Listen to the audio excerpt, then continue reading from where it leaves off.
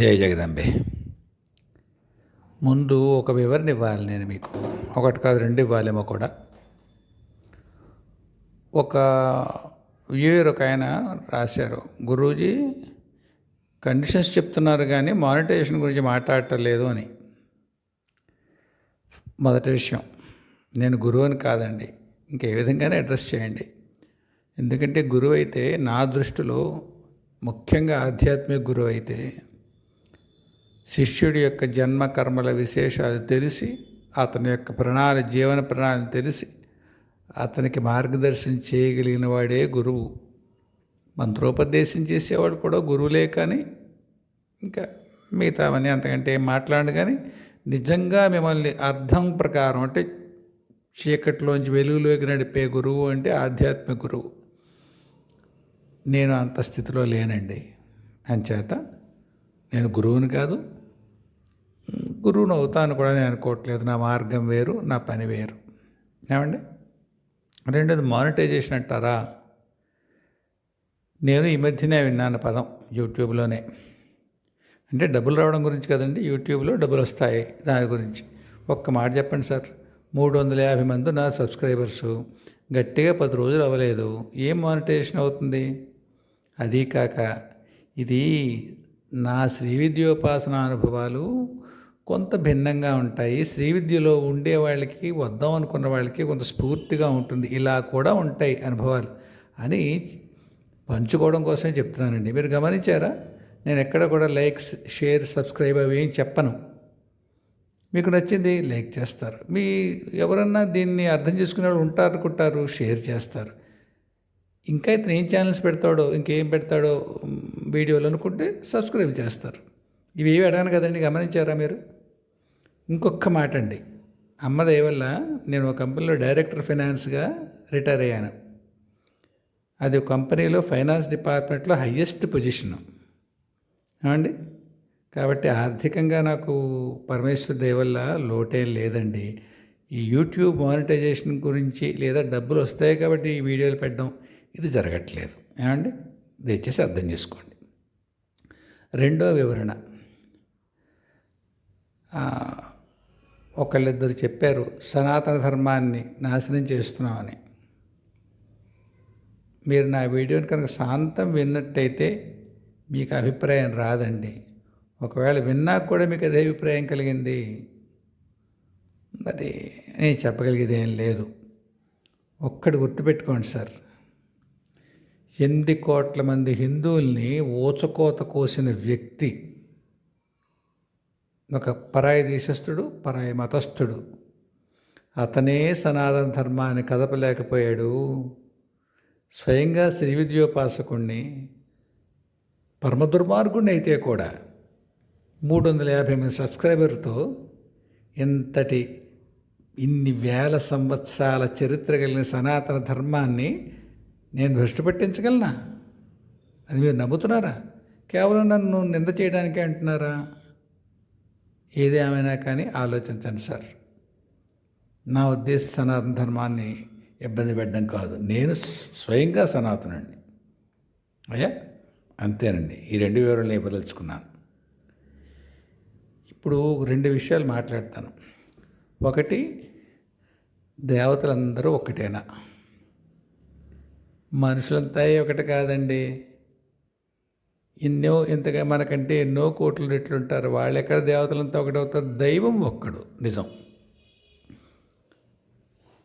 అది మీరు లలితా పరమేశ్వరు అనుకోండి, సదాశివుడు అనుకోండి, శ్రీ మహావిష్ణువు అనుకోండి, ఎవరన్నా అనుకోండి సార్, దైవం ఒక్కడే.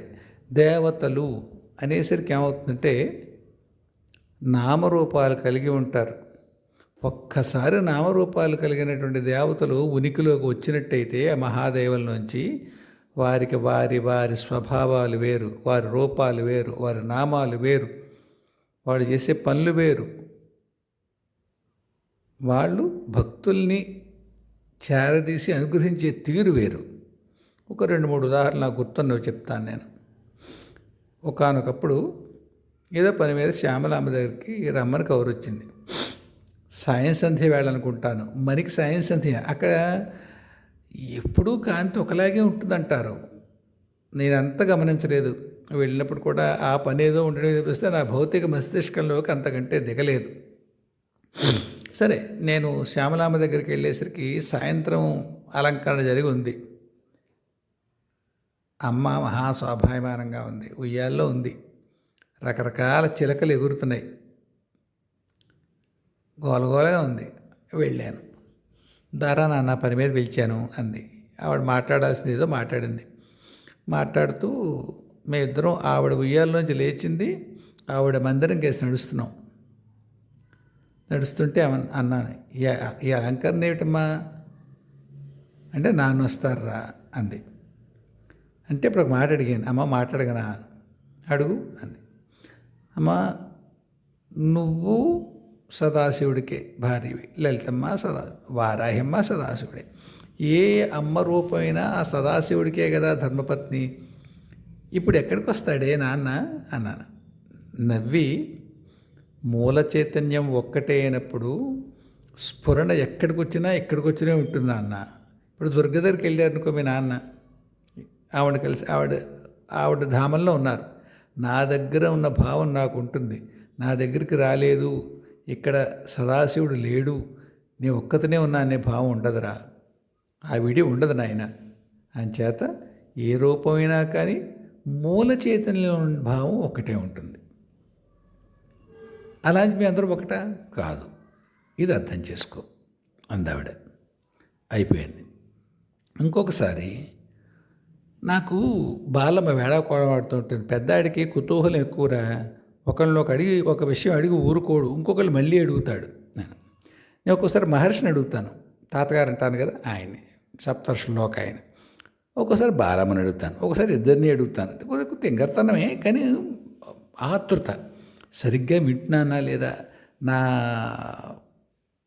హ్యూమన్ మైండ్ తాలూకా భ్రమలు ఏమన్నా ఉన్నాయా, సరిగ్గా కూడా ఊహ ఉందా, ఇలా ఉంటుంది నాకు.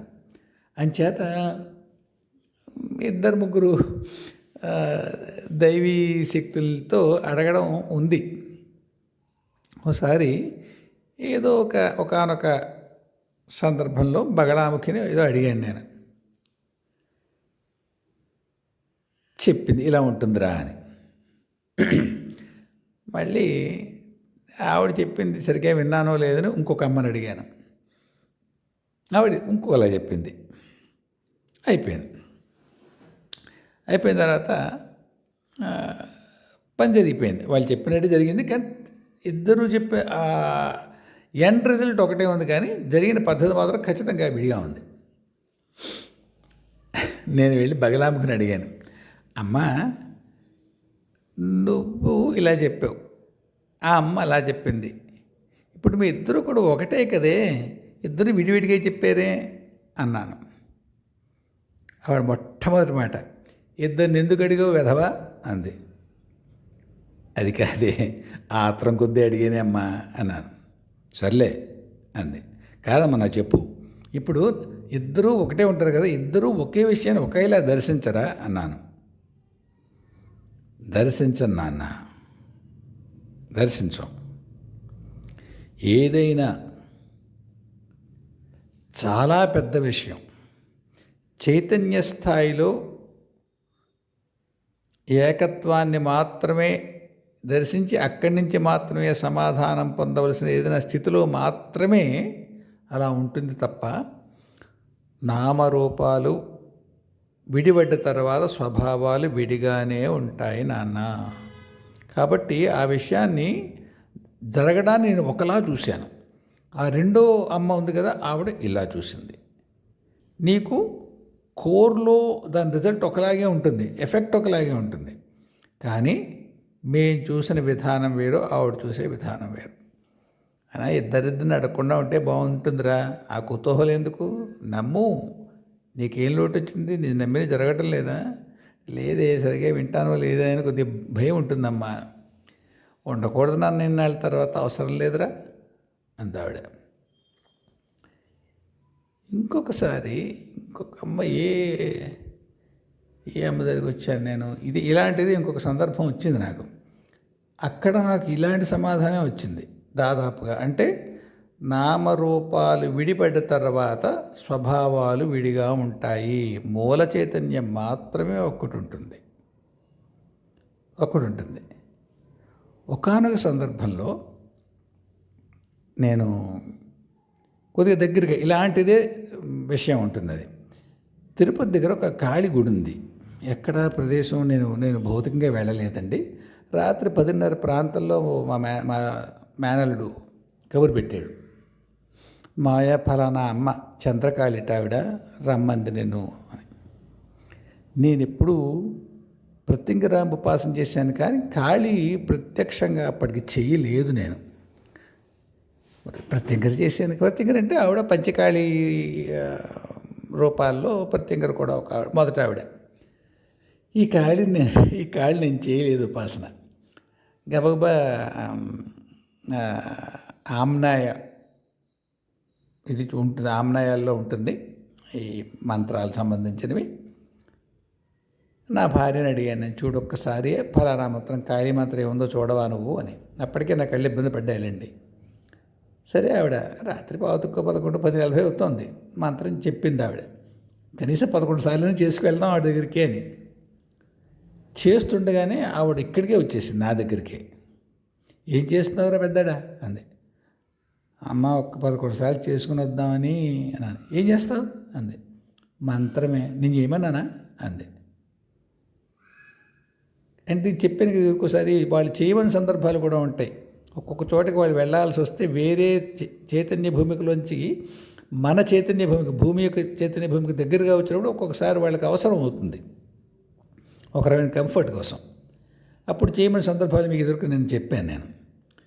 అలా ఈవిడ ఉద్దేశం ఏమిటి, నేను చేయమని అనలేదు కదా, ఎందుకు చేస్తున్నావు అంటే, అన్నానమ్మా ఈ రూపం నేను ఎప్పుడూ జపించలేదే అన్నాను. అవసరం ఏమిట్రా అంది. లేదమ్మా అనుకున్నాను. నాన్న, కాళీ మూల చైతన్యంతో నీకు పరిచయం ఉంది, ప్రత్యంగర చేసావు, అధరణ భద్రకాళి చేసావు. ఈ కాళీ ఎందుకు ఇప్పుడు, ఈ రూపం ఎందుకు, విడిగా మంత్రం ఎందుకు చేయాలి, నువ్వు రమ్మంటే రావచ్చు కదరా అంది. వస్తానే బాబు, ఇలా అనుకున్నానమ్మా అన్నాను. మూల చైతన్యం ఎరుగున్న వాడికి రూపాలతో పనేటి పెద్దాడా. ఇది ఒకానొక ఋషి ఈ రూపంలో నన్ను చూశాడు, ఇక్కడ ఈ పనికి ఈ రూపాన్ని వాడుకుంటున్నాను నేను అందావిడ. అప్పుడు ఆవిడేదో మానసిక తలంలో పనిచేస్తానని చెప్పింది ఆవిడ. అంటే ఏమిటి అమ్మా అన్నాను. కొందరు సాధకులు మానసిక తలం దాటాలి నాన్న, వాళ్ళకి సహాయం చేస్తాను. కొందరు మానసిక తలంలోకి దాటరాదు, ఆ తలాన్ని దాటరాదు, లేదా ఆ తలం లోపలికి తీసుకురాబడాలి. వాళ్ళకి సాయం చేస్తాను. అది సాయమే, ఇది సాయమే. అంటే నేను దాటించినా సాయమే, నేను ఆపినా సాయమే. దాని కారణాలు దానికి ఉంటాయి అంది. నేను, అమ్మా నా మనసు చాలా చంచలంగా ఉంటుంది, నన్ను దాటించవా మూడో తలం పక్కపక్క నవ్వింది. నువ్వు ఎప్పుడో దాటేవలే నాన్న, కొన్ని కారణాల వల్ల మీకు తెలియనివ్వట్లేదంతే అందావిడ. సరే, ఇలాగా మూల చైతన్యం అనేది ఒక్కటే అయినప్పటికీ నామరూపాలు వేరే అయినప్పుడు స్వభావాలు వేరుగా ఉంటాయి. కాబట్టి దేవతలు ఒకటేనా, ఒక్కట్లా అనిపిస్తారు. మనం అనుకుంటాం అలాగే దైవం అంతా ఒకటే. నిజమే, దైవం ఒకటే, దేవతలు ఒకటి కాదు. ఏ నామానికి ఆ రూపం, ఆ స్వభావం ఉంటాయి.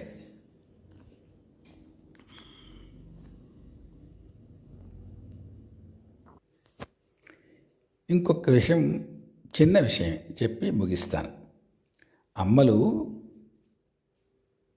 సాధకుడు, భక్తుడు, ఉపాసకుడు అయిన కొడుకుతో ఎలా ఆడుకుంటారో చెప్తాను నేను. ఇదేమీ ఇబ్బంది ఆడుకోవడం అంటే మీరు ఇబ్బంది అని అనుకోకండి. ఒకానొక సందర్భంలో, ఒకానొక తలంలో ఒక ఉగ్రదేవిని కలిశాను నేను. ఆవిడ రమ్మంది ఏదో పని మీద. నేను నమస్కారం పెట్టాను. ఆవిడ ప్రతి నమస్కారం చేసింది. నమ్మండి, ప్రతి నమస్కారం చేసింది. నేను మ్రాన్పడిపోయాను, తప్పేమన్నా చేశానేమో అని. ఇంతట్లోకి కాళ్ళమ్మ వచ్చింది అక్కడికి. అనేసరికి చూడవే ఈ అమ్మ నమస్కారం పెడుతుంది నాకు అన్నాను కాళ్ళమ్మతో. అండ్ నవ్వి పెద్దాడా నేను కూడా నమస్కారం పెడుతున్నాను రా అంది. ఇద్దరమ్మలు నమస్కారం పెడుతున్నారు. నేను ఆ తలంలో సర్వసమర్థుణ్ణి. మీకు ఇదివరకు చాలాసార్లు చెప్పాను నేను. భౌతిక తలానికి సంబంధం లేదు. ఇక్కడ నా భౌతికంగా అటువంటి సమర్థతలు నాకేమీ లేవు. ఏ ఉన్నత చైతన్య తలంలో ఉన్నత చైతన్య భూమికల్లో వాళ్ళు నా రూపాన్ని వాళ్ళు పిలుస్తారో ఆ రూపానికి ఆ సమర్థతలు ఉంటాయి. ఆ చైతన్య స్థితికి ఆ సమర్థతలు ఉంటాయి. నాకు భౌతికంలోకి దిగుతుంది అంతే. కాబట్టి మీరు ఎవరన్నా బయట చేయగలవా అని అడిగితే నేను చేయలేనండి అని మీకు వినయంగా చెప్పుకోవాల్సిందే. సరే, అక్కడ ఏం చేశానంటే నేను రెండుగా విడివడి ఇద్దరు అమ్మల కాళ్ళ మీద సాష్టాంగపడ్డాను. ఇలా ఏడిపించకండి నన్ను అని. వాళ్ళిద్దరు పక్కపక్క నవ్వుతున్నారు. అక్కడ లలితా పరమేశ్వరి ప్రత్యక్షమే ఒక మాట అంది. ఎందుకే వాడిని ఏడిపిస్తున్నారు పెద్దాన్ని అంది. వాళ్ళిద్దరూ గబుక్కుని ఆపేసి నన్ను ఏడిపించడం, ఊరికే సరదాగా అంటున్నానులే అమ్మా, నీకు తెలుసు ఎందుకో అన్నారు. అంటే పెద్దడా, వాళ్ళు నీకు నమస్కారం పెట్టట్లేదురా. నువ్వు ఎప్పుడూ లలితా మంత్రం నీ నాలుక మీద నీ మనస్సులోనూ ఉంటుంది. నువ్వు చేసే తీవ్రతకి నీ మనస్సులో నేనే కనిపిస్తాను నాన్న. ముఖ్యంగా ఇలాంటి పెద్దవాళ్ళు ఎవరైతే దైవీ రూపాలు దేవతా రూపాలు ఉంటారో వాళ్ళకి లలితా పరమేశ్వరుడు కనిపిస్తుంది. నీ జీవుడు లేదా నీ ఉన్నత చైతన్య భూమికల్లో ఉండే నీ రూపం కంటే కూడా ముందు నా రూపం కనిపిస్తుంది.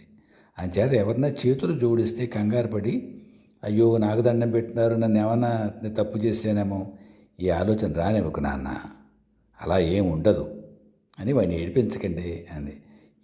ఈ వేళ ఇది జరగకపోతే వాడికి నువ్వు చెప్పేదాను అమ్మ, వాడికి తెలిసేదా అని ఇద్దరూ నవ్వారు. కాబట్టి మీరు ఒక ఆయన ఎవరో చెప్పారా, ఒక ప్రవచనకర్త పేరు చెప్తే మళ్ళీ మీరు కోపం తెచ్చుకుంటారు, ఆయన ఉట్టంకిస్తారేమో నాకు తెలియదు. ఒక ప్రవచనకర్త పెద్ద ఆయన పెద్ద అంటే వయసులో కాదు, బాగా పండితుడు, ఉపాసకుడు, ఎక్కువ అమ్మవారి గురించి పురాణాల గురించి వాటి గురించి బాగా వివరణిస్తూ ఉంటారు ఆయన, ఉపనిషత్తుల గురించి.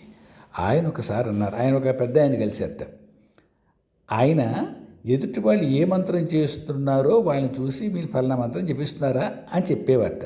అంటే ఏమిటి,